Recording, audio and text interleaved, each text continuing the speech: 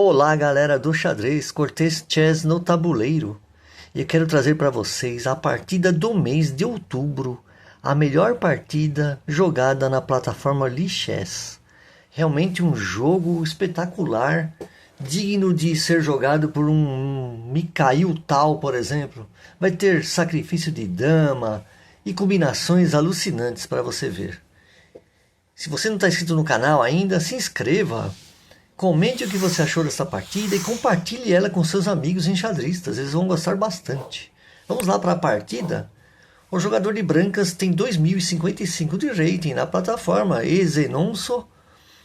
E o jogador de pretas, Windin, tem 2209, quer dizer, uns 150 pontos de rating de diferença. E assim começou a partida. O jogador de brancas jogou C4, que é a abertura inglesa, e o jogador de pretas jogou E6, que é a defesa Agincourt.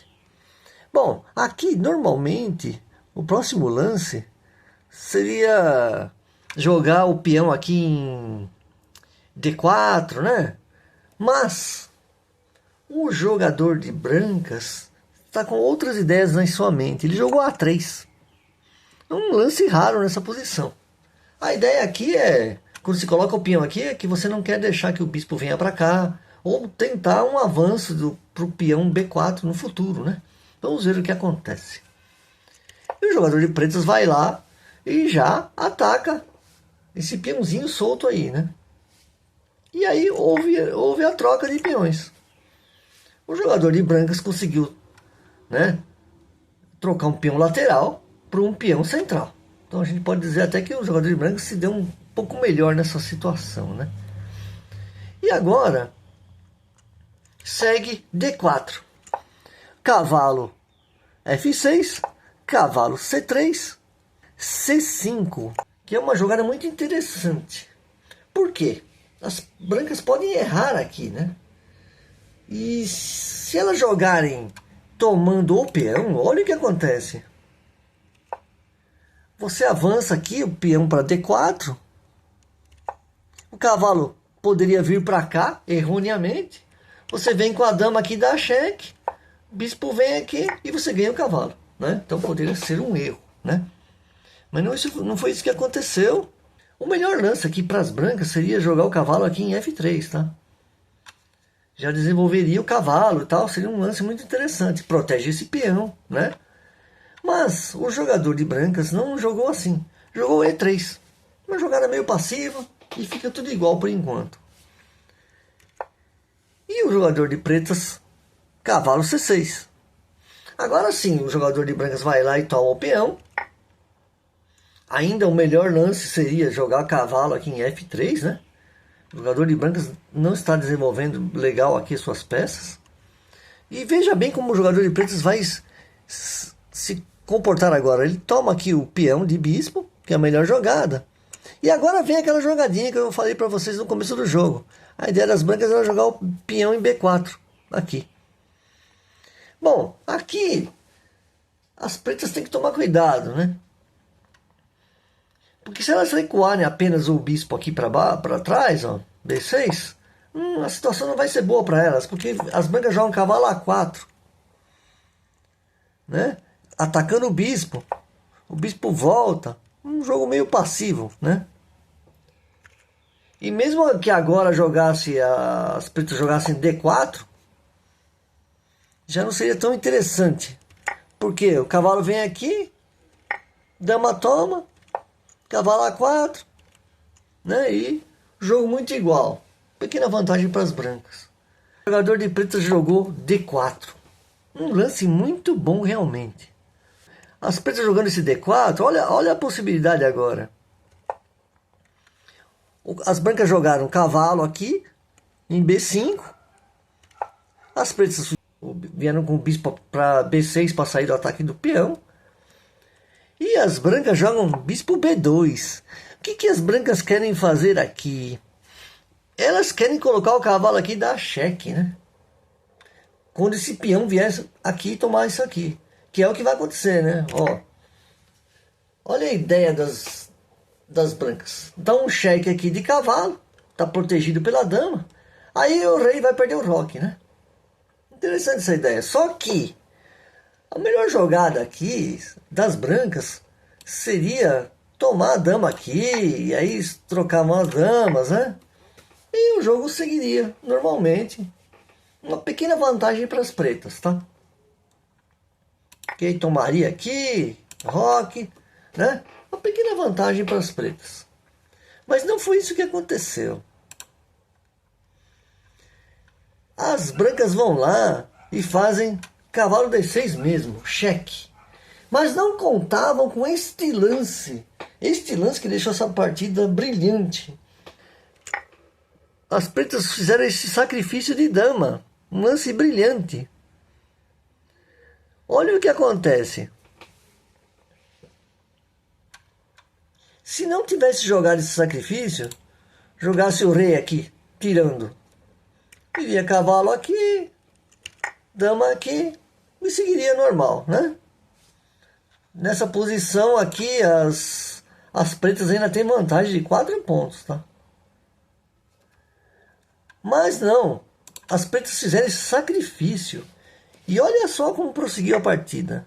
A dama tomou, peão foi lá, protegido pelo bispo, né? Deu cheque, vai promover. O rei foi para E2. Aqui, promoveu para dama, a torre tomou. E agora vem isso aqui, ó. Bispo G4, cheque.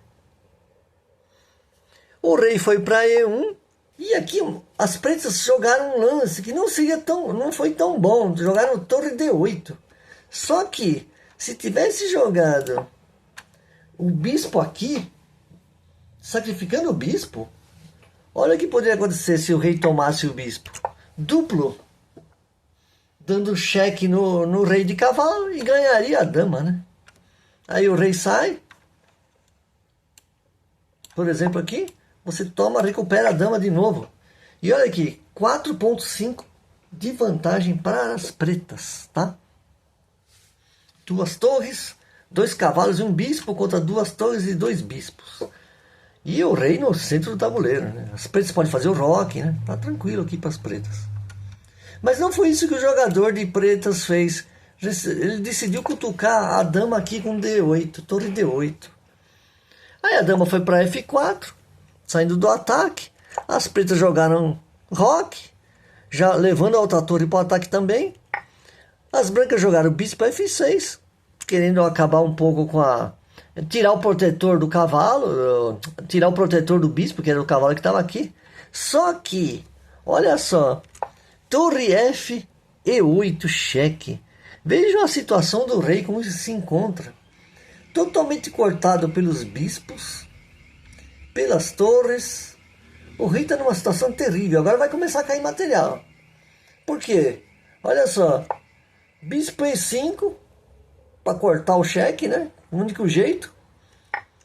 Torre, vem aqui, cheque de novo. Mas tem um lance aqui que seria melhor do que esse. Que seria, o jogador de pretas não viu. Cavalo toma E5.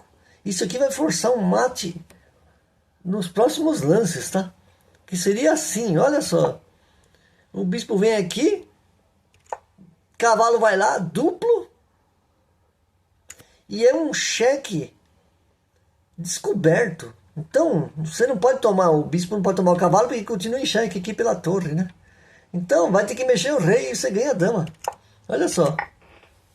Olha só. E agora tem mate em 10 lances. Olha só. Pá, pá, pá. Ataque de peças pesadas para cima do rei. Totalmente sem proteção. E olha só.